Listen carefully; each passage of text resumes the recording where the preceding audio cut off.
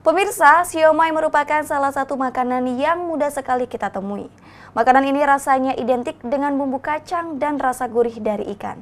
Namun berbeda dengan siomay Ibu Puput yang berlokasi di Tugu Mulyo ini. Ia menjual siomay dengan dua varian kuah.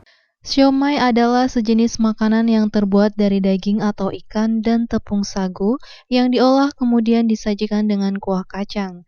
Saat ini, siomay sudah menjadi makanan yang tersebar luas di berbagai negara, salah satunya di Indonesia.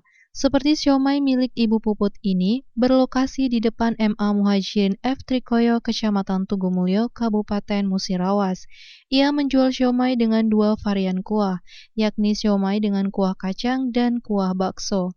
Pedagang siomay Puput mengatakan, membuat dua varian kuah ini karena dari pembeli ada yang ingin kuah kacang dan juga ada yang ingin kuah bakso. Makanya buat dua varian kuah. Tetapi untuk minat pembeli kebanyakan kuah kacang. Karena ada yang minat yang ada yang pakai kuah, ada yang minatnya pakai kacang. Jadi bikin dua kuah.